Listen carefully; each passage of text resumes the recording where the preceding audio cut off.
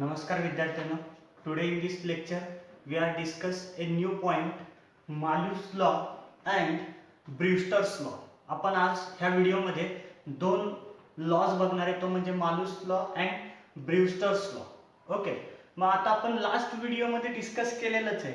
काय केलं लास्ट व्हिडिओमध्ये डिस्कस? तर पोलराइज लाईट म्हणजे काय, अनपोलराइज लाईट म्हणजे काय. मग आता सपोज एखादी अनपोलराइज लाईट जर आपण घेतली, ही सपोज अनपोलराइज लाईट आहे.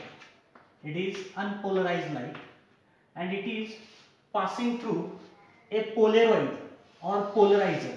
एखाद्या पोलरायझर मधून ती जर लाईट पास केली आणि ह्या पोलेरॉइडचा हा पोलरायझिंग ऍक्सिस आहे, म्हणजे axis of polarisation. Axis of polarisation, ह्या ऍक्सिसला काय म्हणणार आहे तुम्ही? पोलरायझेशन. म्हणजे आपल्याला माहिती आहे ह्या अनपोलराइज लाईटचा, अनपोलराइज लाईटचे फक्त वर्टिकल कंपोनेंट, म्हणजे वर्टिकल व्हायब्रेशन्स आणि वर्टिकल कंपोनेंट हे फक्त काय होणार आहे? पास होणार आहे. ओके, कोण कोण पास होणार आहे? Electric field vibration. हे काय अनपोलराइज लाईट म्हणजे आपल्याला माहिती आहे. तर इलेक्ट्रिक फील्ड व्हायब्रेशन्स कसे असतात? In all direction, in all possible direction. तर ह्या डायरेक्शन मधले, ह्या इलेक्ट्रिक फील्ड व्हायब्रेशन मधले फक्त वर्टिकल व्हायब्रेशन आणि vertical component of electric vibration हे फक्त पास होते. तर हे आपण बघितलेलं होतं. ह्या अनपोलराइज लाईटचं वेव्ह इक्वेशन आपण काय घेतलेलं होतं? E is equal to E naught sine of kx minus omega T, हे वेव्ह इक्वेशन घेतलेलं. म्हणजे हा E नॉट ह्या अनपोलराइज लाईटचा काय होती? एम्प्लिट्यूड होता. हा कोण होता? Amplitude of unpolarised light. when this light passing through the polarizer, this polarizer, or we can say that the polaroid, then its intensity is decreased. तर ह्याची इंटेन्सिटी रिड्यूस होते. कुठलीही अनपोलराइज लाईट एखाद्या पोलरायझर मधून जर पास झाली तर काय होतं? त्याची इंटेन्सिटी कमी होती. मग ह्याची इंटेन्सिटी सपोज I नॉट आहे, तर ह्याची इंटेन्सिटी किती असेल? I1. इंटेन्सिटी किती असेल? I1. आणि ती इंटेन्सिटी किती असेल? तर अनपोलराइज लाईट म्हणजे ओरिजिनल इंटेन्सिटी जी होती त्या इंटेन्सिटीच्या हाफ असेल. हे आपण लास्ट व्हिडिओमध्ये डिस्कस केलेले. आता आपल्याला डिस्कस करायचे पुढे काय? जर सपोज आपण ह्याला फर्स्ट पोलराइड म्हटलं किंवा फर्स्ट पोलरायझर म्हटलं, फर्स्ट पोलरायझर, ह्या फर्स्ट पोलरायझरच्या समोर अजून एक पोलरायझर ऍड केला. पोलरायझर असा आहे, हे सगळे प्लेन मध्ये, okay, plane perpendicular to this board. मग आता इथे सेकंड पोलरायझर घेतला आपण किंवा सेकंड पोलराइड घेतला.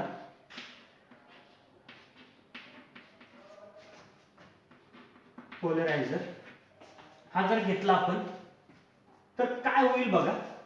हा पण त्याचा काय ऍक्सिस आपण कन्सिडर करूया.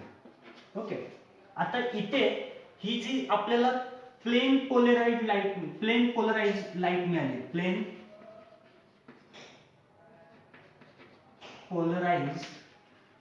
लाईट, आपल्याला ही कुठली लाईट मिळाली? Plane polarised light.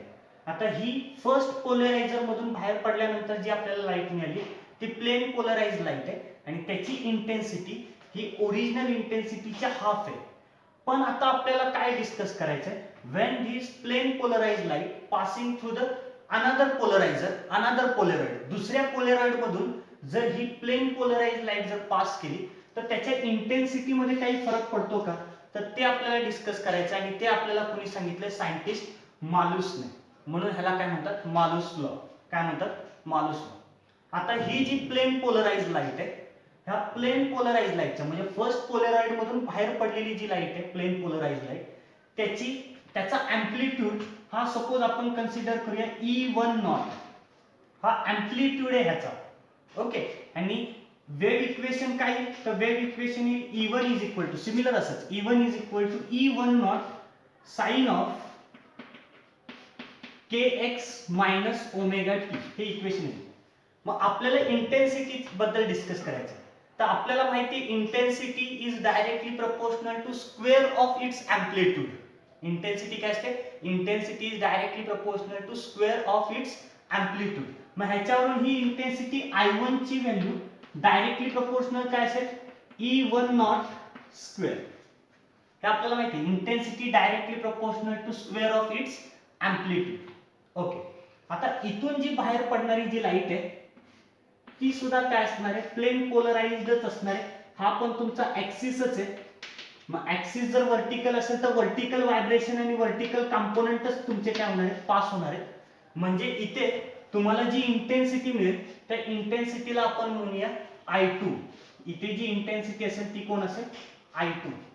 आणि इथे जो अँप्लिट्यूड असेल, जसं ह्या प्लेन पोलराइज लाईटची जे अँप्लिट्यूड आहे ते काय आहे E1 नॉट.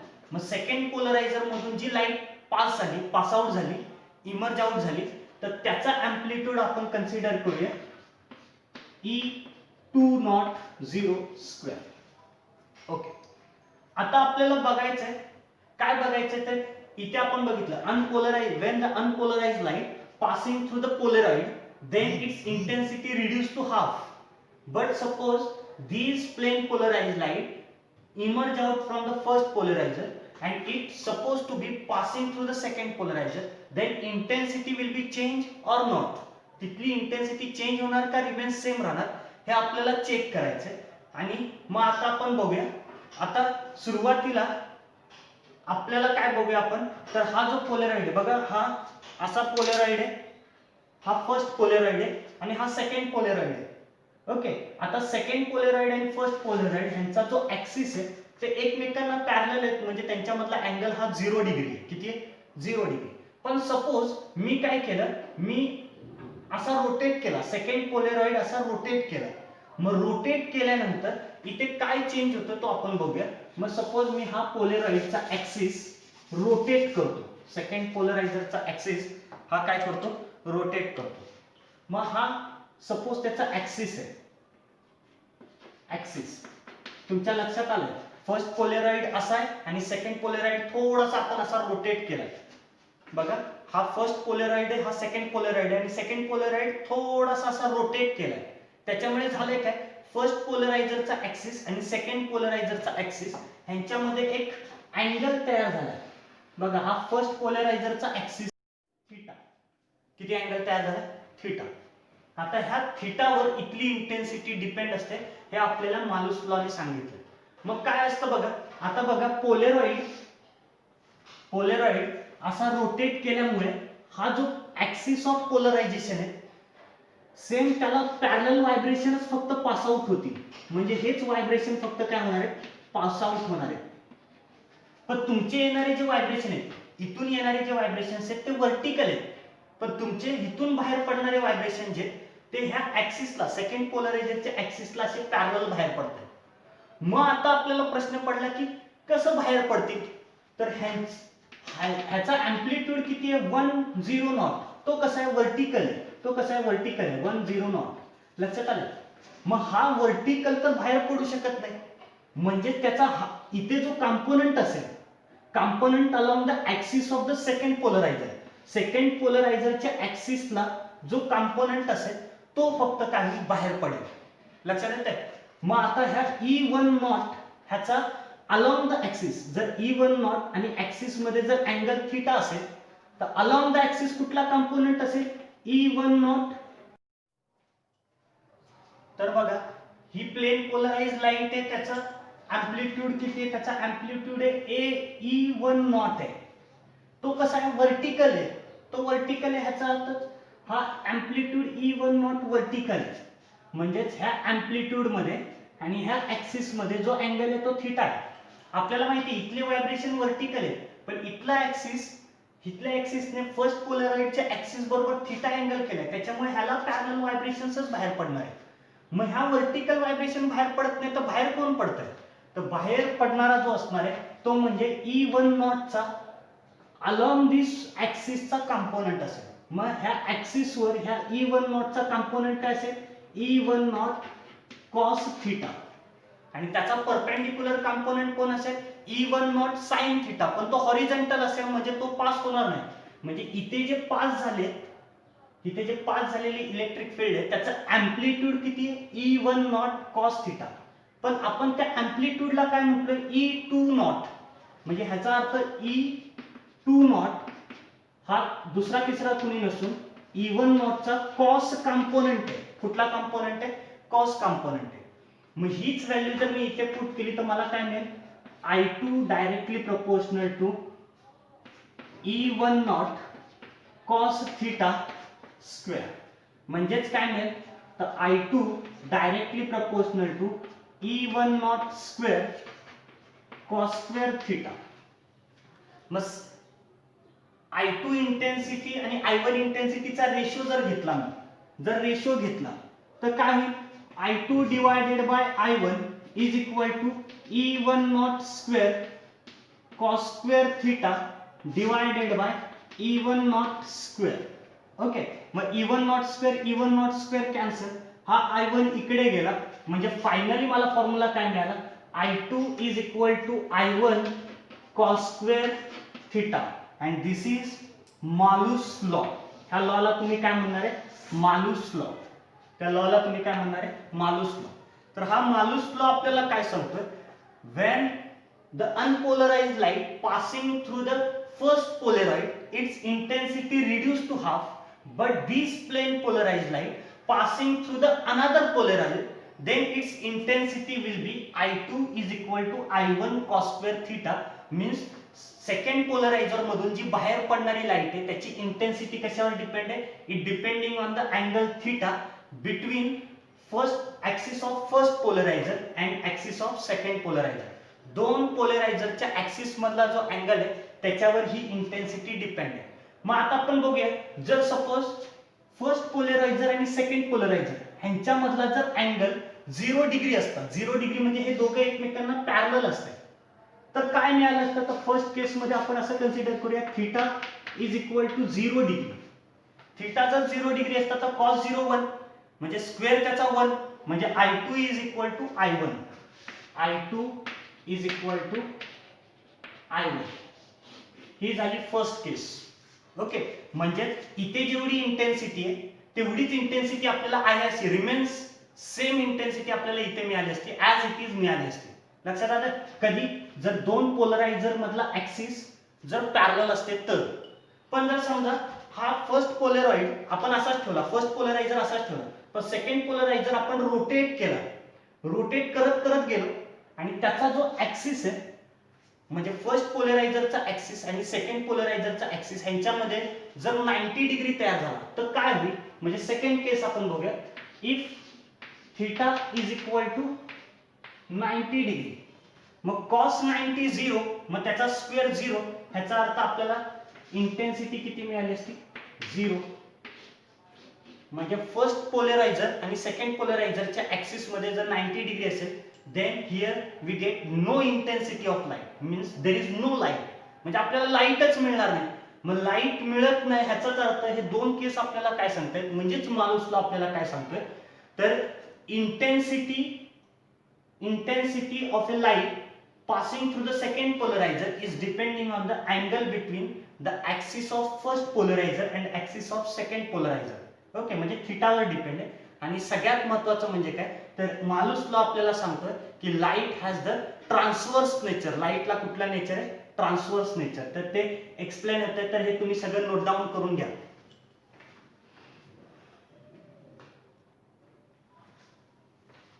आता आपण नेक्स्ट लॉ बघूया, ब्रीवस्टर्स लॉ. काय बघूया आपण? Brewster's law. आता काय सांगतो ब्रीवस्टर्स लॉ बघा. सपोज एखादी अनपोलराइज्ड लाईट आपण जर घेतली, unpolarised light is incident on interface of two medium. इथं मीडियम फर्स्ट आहे, इथं मीडियम सेकंड आहे. ह्या दोघांना मीडियमला डिवाइड करणारी जी लाईन आहे त्या लाईनवर काय, तर ही अनपोलराइज्ड लाईट इन्सिडेंट झाली. Okay, at the point of incidence if we draw the normal, आपण जर नॉर्मल ड्रॉ केला तर ह्या नॉर्मल मधला आणि ह्या इन्सिडेंट रे मधला जो अँगल आहे त्यालाच आपण म्हणतो अँगल ऑफ इन्सिडन्स. काय म्हणतो? Angle of incidence. ओके, नाव दिस सरफेस, पाहिजे तर नाव देऊया, this interface XY is partly the incident light will be partly reflect and partly refract. म्हणजे जी लाईट इन्सिडेंट झाली त्या इन्सिडेंट लाईट मधली थोडी लाईट काय करतो तो रिफ्लेक्ट करतो आणि थोडी लाईट काय करतो, रिफ्रॅक्ट करतो. मग नॉर्मल आणि रिफ्रॅक्टेड रे मधला जो अँगल आहे त्याला आपण काय म्हणतो, अँगल ऑफ रिफ्रॅक्शन. काय म्हणतो, अँगल ऑफ रिफ्रॅक्शन. पण आता आपल्याला इथे काय करायचंय, ब्रूस्टर्स लॉ बघायचा आहे. तर त्याने सांगितलंय की ह्याचा सेकंड मीडियमचा जो रिफ्रॅक्टिव्ह इंडेक्स आहे विथ रिस्पेक्ट टू फर्स्ट तो किती आहे, म्यू आहे. ओके. तर आता बघा हा जो इन्सिडेंट रे, हा इन्सिडेंट, ही कुठली लाईट आहे, unpolarised light, unpolarised light. Okay. ह्या अनपोलराइज्ड लाईटचा जो अँगल ऑफ इन्सिडेंट रे आणि हा जो नॉर्मल आहे त्याच्यामधला अँगल ऑफ इन्सिडन्स आहे तो आपण चेंज करत गेलो. तर तो चेंज करत गेल्यानंतर एक पर्टिक्युलर अँगल असा येईल ज्याला मी डिनोट करतोय आयपी, किंवा त्यालाच म्हणजे आयपी किंवाच त्याला काय म्हणायचं, थीटा बी किंवा आयबी काय म्हणायचं त्याला ते आपण नंतर सांगतो मी तुम्हाला. मग मी त्याला डिनोट केला आयपी. हा असा पर्टिक्युलर अँगल ऑफ इन्सिडन्स आहे की ज्यावेळी reflected ray, angle between reflected ray and refracted ray is 90 degree and the reflected ray is plane polarised light. म्हणजे रिफ्लेक्टेड रे ही कोण होती, plane polarised light, PPL. PPL म्हणजे पाकिस्तान प्रीमियर लीग नाही, PPL means plane polarised light. कुठले, plane polarised light. म्हणजे जी reflected ray होती ही कुठली रे, रिफ्लेक्टेड रे ही कशी आहे, प्लेन पोलराइज्ड लाईट आहे. आणि जी रिफ्रॅक्टेड रे, ती रिफ्रॅक्टेड रे आपल्याला कशी मिळाली, पार्शियली पोलराइज्ड मिळाली. कशी मिळाली, पार्शियली पोलराइज्ड लाईट. बघा दोन कंडिशन सांगतो. Unpolarized light incident on the refracting surface. This surface partly part of light is reflected and part of light is refracted, but the angle of incidence has the particular value ip. At that time the angle between, first case sample, angle between reflected ray and refracted ray is 90 degree and reflected ray is plane polarized light. Reflected ray कोण असेल, plane polarized light, and refracted ray is partially polarized light. Then we can derive the Brewster's law. ही झाली first condition.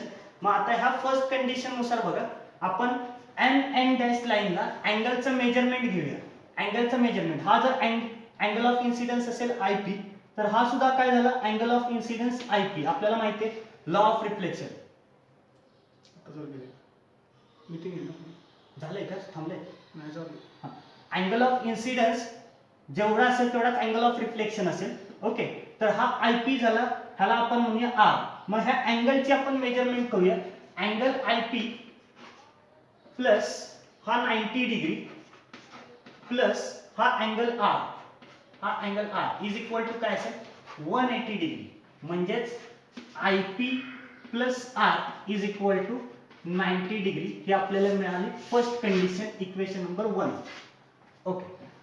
आपल्याला law of refraction माहिती आहे. Law of refraction काय, law of refraction म्हणजे Snell's law. काय सांगतो, sine of angle of incidence divided by sine of angle of refraction, मग ह्याला आपण आयपी म्हणूया, इज इक्वल टू म्यू. म्हणजे refractive index of second with respect to first. Okay. आता हा जो आयपी म्हटलंय, ज्यावेळी रिफ्लेक्टेड रे आणि रिफ्रॅक्टेड रे मधला अँगल 90 डिग्री तयार होतो आणि रिफ्लेक्टेड रे ही प्लेन पोलराइज्ड असते, त्यावेळी हा जो अँगल ऑफ इन्सिडन्स असतो, this particular value of angle of incidence is known as a polarizing angle. त्याला काय म्हणतात, पोलरायझिंग अँगल. ह्या आयपी ला काय म्हणायचं, पोलरायझिंग अँगल. आणि थीटा बी म्हटलं तर त्याला म्हणायचं Brewster's angle. Angle of polarization or Brewster's angle. मग इथे तुम्ही थीटा बी सुद्धा यूज करू शकता. ओके. मग आता मला ह्याच्यावरून आर ची व्हॅल्यू मी फाइंड आउट, आर ची व्हॅल्यू इथे पुट केली. आर ची व्हॅल्यू काय, 90 मायनस आयपी म्हणजे sine IP divided by sine of काय होईल, आर ची व्हॅल्यू काय, 90 minus IP is equal to mu. मग साइन 90 मायनस थिटा म्हणजेच कॉस थिटा असतो. म्हणजे आपल्याला काय मिळेल, sine I P divided by cos I P is equal to mu, is equal to mu. Okay, आपण इथे स्नेल्स लॉ यूज केलाय, त्याच्यामध्ये आपण फक्त अँगल ऑफ रिफ्रॅक्शनची व्हॅल्यू पुट केली 90 minus I P equation number 1 वर. मग तो काय मिळाला, साइन 90 मायनस थिटा म्हणजे कॉस थिटा. मग sine I P divided by cos I P म्हणजेच कोण मिळाला आपल्याला, टॅन आय पी. आपल्याला कोण मिळाला, टॅन आय पी. हा कोण आहे, tan I P is equal to mu. Okay, therefore tan ip is equal to mu and this equation is nothing but the Brewster's law. हाच कोण आहे तुमचा, Brewster's law. And this Brewster's law state that the tangent of polarizing angle is nothing but the refractive index of medium. काय सांगतो मी, tangent of polarizing angle is nothing but the refractive index of the medium. And this is about the Brewster's law. हा काय झाला, Brewster's law. तर हे सुद्धा तुम्ही note down करून घ्या. आणि आजच्या व्हिडिओमध्ये एवढंच. थँक्यू.